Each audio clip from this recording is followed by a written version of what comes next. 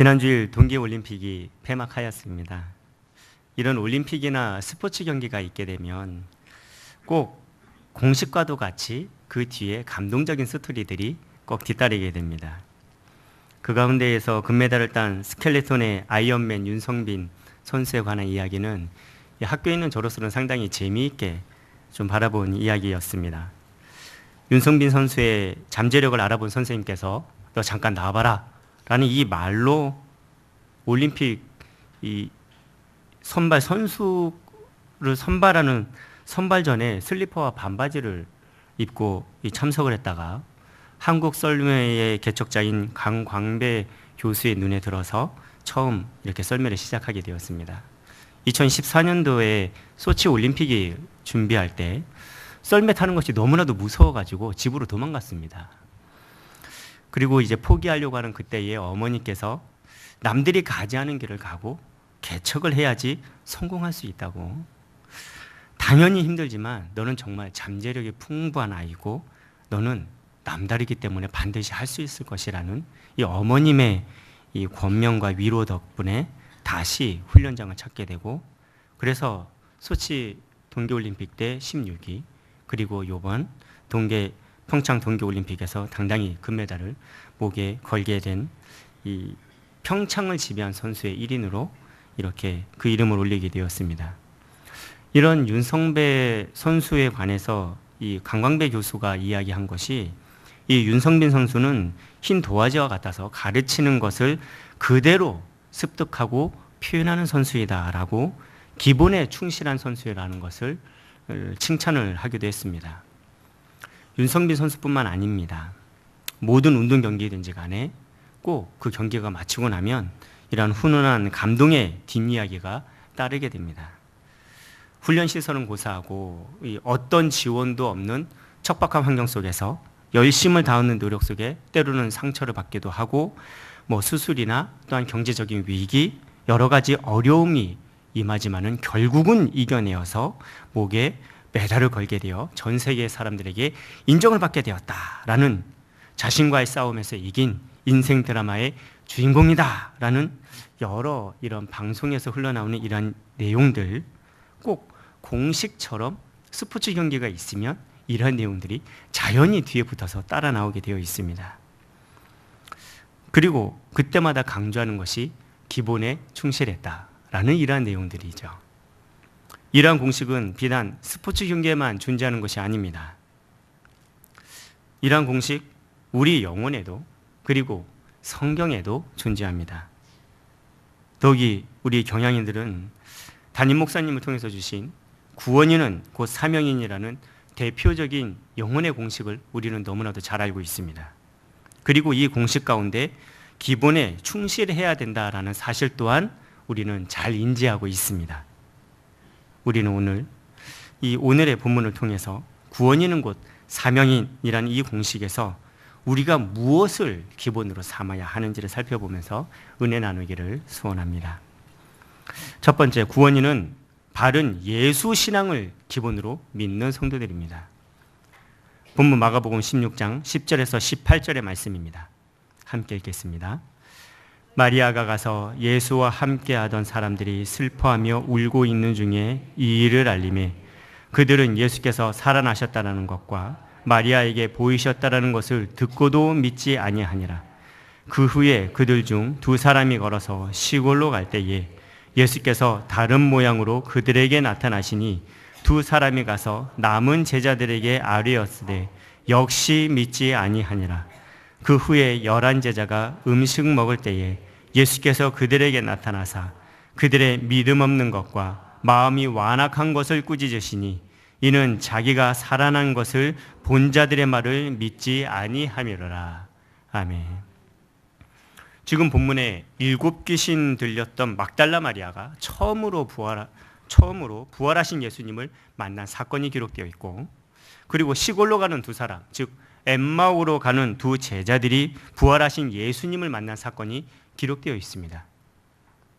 그리고 예수님을 만난 제자들이 다른 제자들에게 예수님이 부활하셨다고 온전히 증거하였음에도 불구하고 하나같이 예수님의 부활을 믿지 않는 제자들의 모습 또한 강조하면서 성경에서 드러내고 있습니다.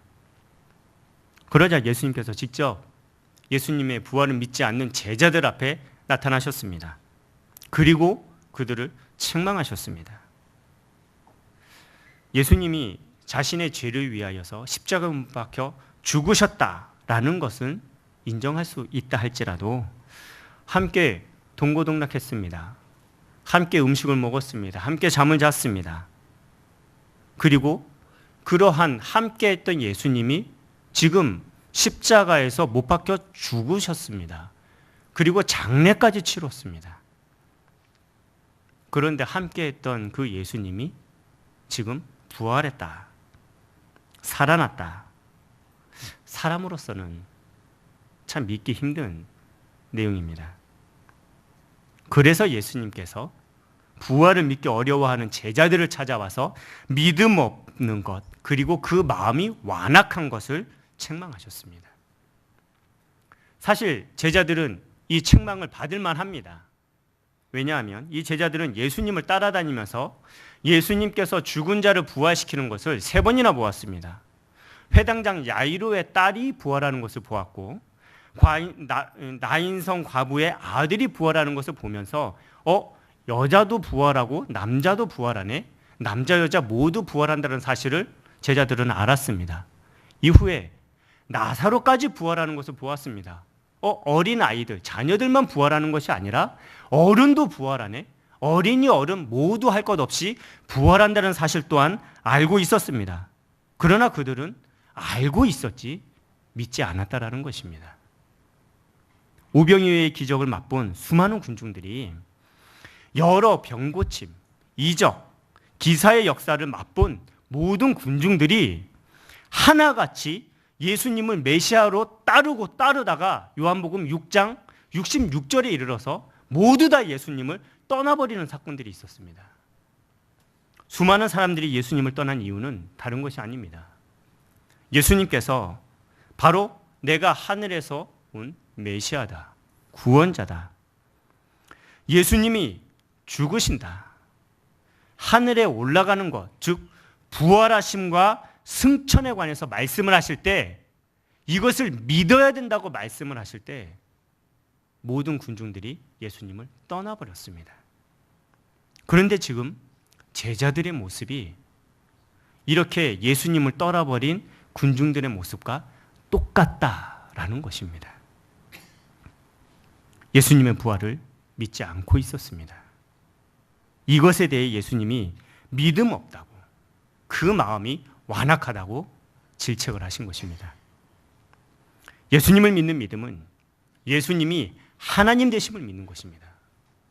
예수님이 구원주가 되시고 예수님이 부활주가 되신다라는 것을 모두 믿는 것이 예수님을 믿는 것입니다. 이것은 사람의 지혜로, 사람의 인정으로 가능한 것이 아니기 때문에 믿음이 하나님의 선물로 주어지는 것이라고, 믿어지는 것이라고 성경이 말씀하고 있는 것입니다. 그래서 기독교는 내가 예수님을 믿는다라는 자율주의 종교가 아니라 믿을 수 없는 예수님이 믿어지는 것, 하나님께서 믿음을 우리에게 선물로 주시는 것, 자율주의 종교인 것입니다. 예전에 수련회를 다녀온 중학교 학생이 저녁 예배 시간이 되었는데 들어가지 않는 것입니다. 예배를 성전 앞에서 들어가지 않고 바깥 의자에 가만히 앉아 있는 것을 보고는 저와 눈이 마주쳤습니다. 그러자마자 그 아이가 하는 말이, 목사님 저 미치겠습니다 라고 말을 시작을 하는 것입니다. 내용인즉 수련회에서 기도의 시간에 예수님이 나의 죄를 위해서 십자가에서 죽으셨다라는 것이 믿어지고, 그래서 열심히 회개를 했다라는 것이에요. 그렇게 열심히 회개하고 눈물을 흘렸는데도 불구하고 예수님이 나의 죄 때문에 죽으셨다라는 것은 믿어지는데 예수님이 부활하셨다라는 것이 믿어지지 않는다라는 것입니다. 그래서 너무나도 힘들다고, 그래서 예배를 못 들어가겠다라는 것이에요. 그래, 하나님께서 정말 내게 믿음을 주시긴 주신 모양이다. 지금까지 고민되지 않던 문제가 지금 갑자기 고민되는 것, 하나님께서 너로 하여금 고민하게 하셔서 그 고민 해결하게끔 해주시기 위해서 일부러 그렇게 고민시키시는 거 아니겠냐고. 이 기회에 예수님의 부활 믿어지도록 우리 함께 기도하자고 함께 기도한 적이 있습니다. 지금 그 친구 군대도 잘 갔다 왔고 지금 대학부 생활 열심히 하고 있습니다. 예수님께서 나를 죄를 위해서 십자가에서 죽으셨음을 믿는 이 구원신앙은 십자가에서 죽으신 예수님께서 부활하셨고 부활의 첫 열매로서 믿는 나 또한 예수님과 동일하게 부활한다는 것을 믿는 부활신앙입니다. 우리는 이러한 부활신앙으로 무장했기 때문에 이 부활절을 준비하면서 특별 새벽 예배를 드리면서 이 부활신앙에 집중하는 것입니다. 이 부활신앙으로 가득했던 초대교회 성도들이 세상이 감당치 못할 신앙인이 되었습니다. 몸은 죽여도 영혼은 능히 죽이지 못하는 자들을 두려워하지 말고 오직 몸과 영혼을 능히 지옥에 멸하시는 심판주 예수님, 그 예수 그리스도께서 속히 오신다는 것을 굳게 믿으면서 살았습니다. 이것이 바로 부활신앙에서부터 연결되어지는 종말신앙, 재림신앙입니다. 예수님의 이적만을 보고 내가 원하는 대로 예수님을 따르면 반드시 나의 생각과도 전혀 다른 예수님의 실체를 우리가 알게 되고 결국 예수님을 떠나버리게 됩니다. 그러나 예수님께서 내게 찾아오셔서 나로 믿어지게 하실 때 나의 의지와 상관없이 구원의 주, 부활의 주, 심판의 주, 재림의 주를 인정하고 믿을 수밖에 없다라는 것. 우리는 이것을 분명히 기억해야 합니다. 구원신앙, 부활신앙, 종말신앙, 재림신앙, 이 공식에 맞춰 우리의 신앙을 한번 점검해 보시기 바랍니다. 정말 내가 예수님의 십자가, 그 구원의 은혜에 감사하면서 살아가고는 있지 않는지, 부활의 예수님을 믿으며 나의 부활을 지금도 소원하고 있지는 않은지, 종말의식을 가지고 천국이 임하길 소원하며 나그네와 같은 인생길에 선한 싸움을 싸우고 있지는 않은지 우리의 신앙을 다시 한번 돌아보며 점검하시기 바랍니다. 중등부 SF 운동원처럼 설교 말씀으로 인해서 예수님의 꾸짖음이 있다면 그것은 우리에게 아직 회개의 기회가 있다라는 것입니다. 그러나 예수님께서 직접 이 자리에 다시 오셔서 그때 우리를 꾸짖으시면 그때는 이미 때는 늦은 것입니다. 예수님을 믿고 세례를 받아 구원인이 된 경향의 성도들은 구원신앙, 부활신앙, 종말신앙, 재림신앙을 나의 신앙의 원칙으로 알아서 바른 예수신앙을 기본으로 소유하여 천국까지 이르는 그러한 믿음의 성도들이 되시기를 예수님의 이름으로 축원합니다. 두 번째로, 사명인은 복음 전파가 기본적인 사명임을 믿는 성도들입니다. 본문 마가복음 16장 15절에서 18절의 말씀 함께 읽겠습니다. 또 이르시되 너희는 온 천하에 다니며 만민에게 복음을 전파하라. 믿고 세례를 받는 성도는 구원을 얻을 것이요 믿지 않은 성도는 정죄를 받으리라. 믿는 자들에게는 이러한 표적이 따르리니 곧 그들이 내 이름으로 귀신을 쫓아내며 새 방언을 말하며 뱀을 집어올리며 무슨 독을 마실지라도 해를 받지 아니하며 병든 사람에게 손을 얹은 즉 나으리라 하시더라. 아멘. 바른 예수신앙, 구원신앙, 부활신앙, 종말신앙, 재림신앙입니다. 바른 신앙의 확립을 위해 예수님께서 제자들에게 직접 찾아오셨습니다. 그리고 꾸짖어 회개케 하셨습니다. 부활하신 자신을 직접 보여주시면서 바른 신앙을 확립해 주셨습니다. 그리고는 너희는 온 천하에 다니며 만민에게 복음을 전파하라 사명을 주셨습니다. 온 천하 만민이라고 말씀하셨습니다. 유대인만을 위한 예루살렘과 온 유대가 아니라 사마리아와 땅 끝까지입니다. 만민, 모든 족속입니다.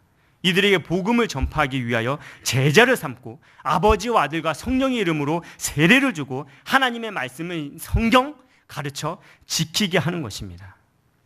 우리가 분명 알고 기억해야 할 것은 예수님의 가장 직접적이고도 강력한 명령은 바로 복음 전파라는 사실입니다. 전도입니다. 우리가 예수 그리스도로 본받아 사랑의 삶을 살아가고 희생의 삶을 살아가는 그 목적, 바로 복음 전파의 목적을 이루기 위해서입니다. 70번씩 7번이라도 회개하는 사람들을 용서해야 하는 것, 우리가 그렇게 용서받았을 뿐만 아니라 회개하는 영혼, 너희도 하나님 앞에 그렇게 용서함을 받을 수 있다라는 복음을 전파하기 위한 이 목적 때문입니다.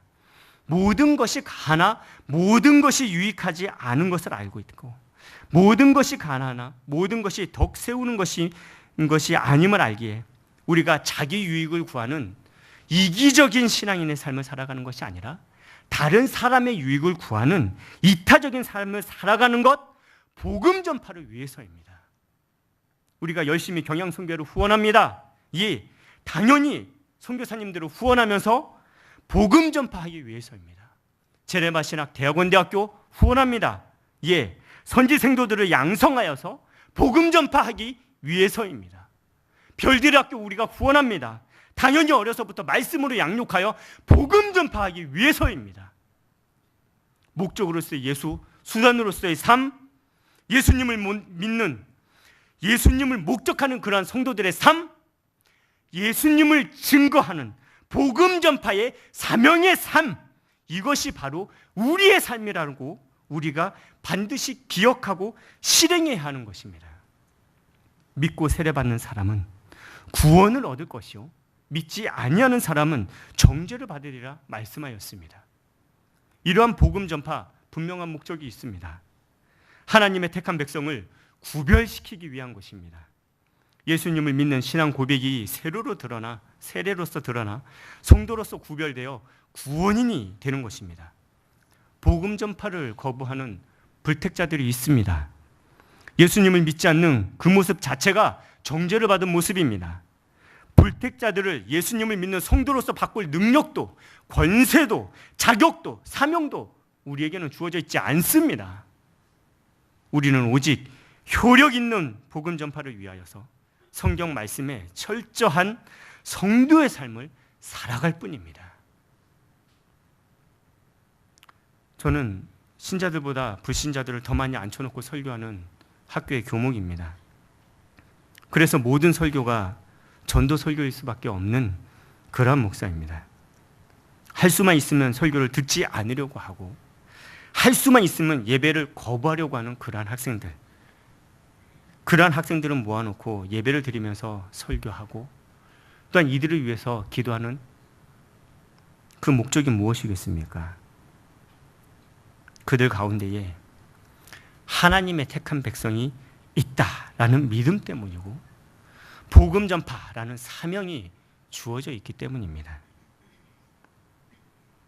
우리 모두가 마찬가지임을 알고 있습니다. 우리가 나아가 태신자를 작정하고 전도할 수 있는 것, 내 주변에 내가 만나는 모든 사람들 가운데에 분명히 하나님의 택한 백성이 있다라고 믿는 그 믿음, 그들에게 복음을 전파하도록 하나님께서 나를 보내셨다라는 그 사명, 이것으로 인해서 우리가 태신자를 품고 전도할 수 있는 것입니다. 누가 택자인지 모르고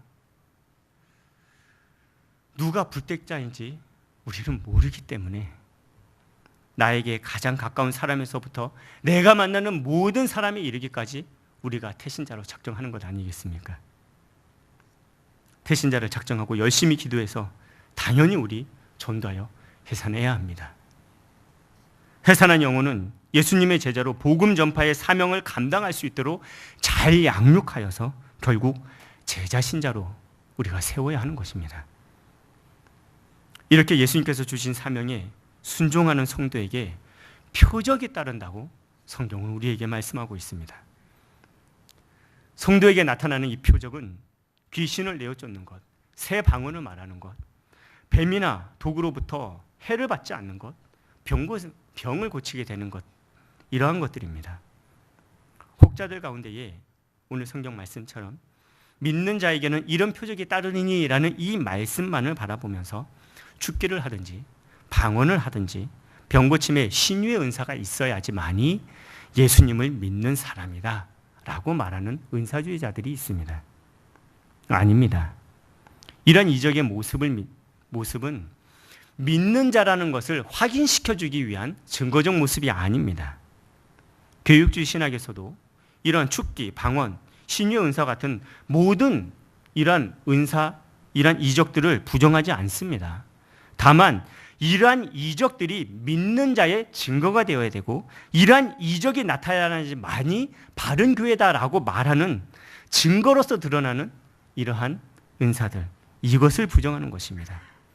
지금도 우리가 설교 말씀을 듣고 믿어질 때 병이 고쳐지는 역사가 있다는 것 우리 잘 알고 있습니다.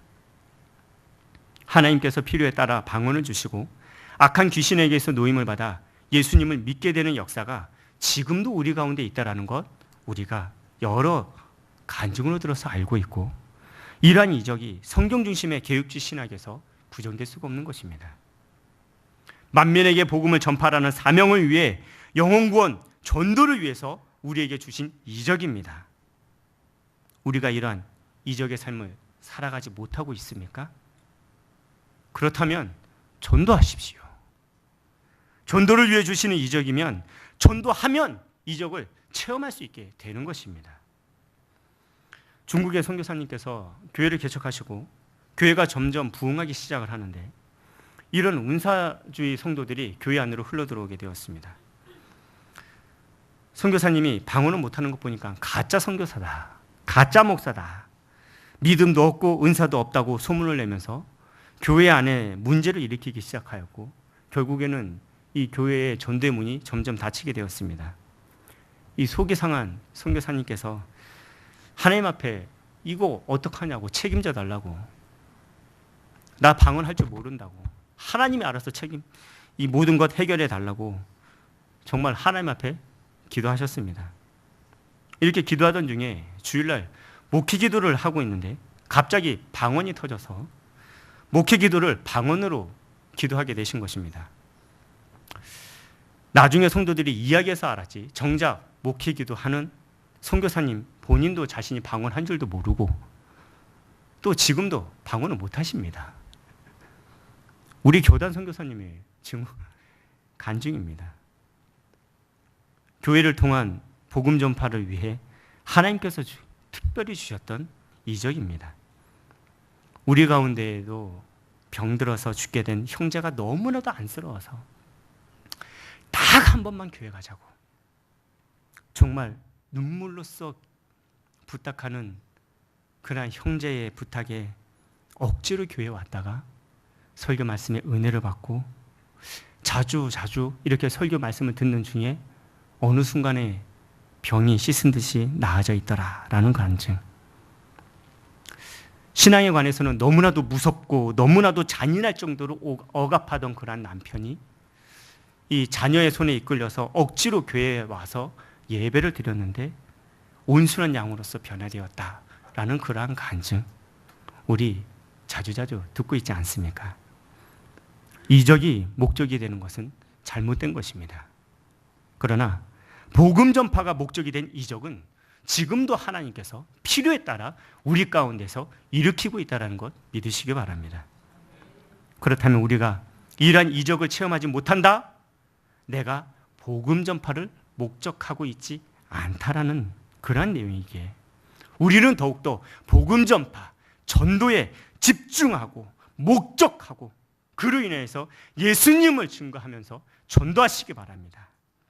정말이지 말도 안 되는 상황 속에서 뜻하지 않던 그런 일들이 사람으로서는 전혀 이해 못할 그런 역사가 나타나는지 나타나지 않는지 전도해 보시기 바랍니다. 하나님께서 이적을 베푸시면서까지 복음 전파에 향하여서 적극적으로 실행하시는데 우리가 전도에 소극적일 수 없는 것입니다.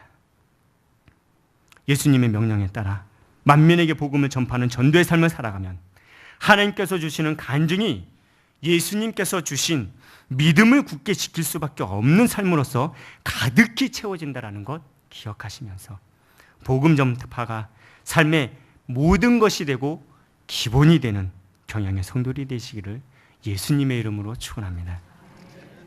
사랑하는 성도 여러분, 그리고 오늘 헌신을 다짐하는 7, 8, 9 여전대 회원 여러분, 성지순례를 다루는 어느 학교의 어느 선생님께서 이 박해시대 성도들이 숨어서 지냈던 카타콤의 이 지하동굴, 이 카타콤을 방문했던 그 내용을 이야기하신 적이 있으십니다.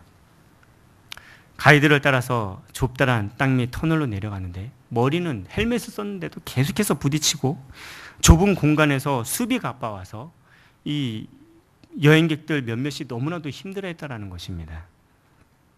카타콤의 성도들이 모여서 예배를 드렸다는 그 장소에, 그 공간에 이르리다가 가이드가 20초 동안 잠시 불을 끄겠습니다. 카타콤의 성도들이 되어서 기도해 보십시오 라고 하고는 불을 껐는데 정말 눈앞에 손을 이렇게 갖다 대어도 손이 안 보이든 너무나도 칠흑같이 어두운 그런 어둠을 자기는 난생 처음으로 경험을 했다는 것입니다. 그런데 이런 어두움이 점점 막 가슴이 조여오고 호흡도 가빠지면서 나중에 조갑증에 막 너무 힘들어가지고 비명을 지를 수밖에 없었다고.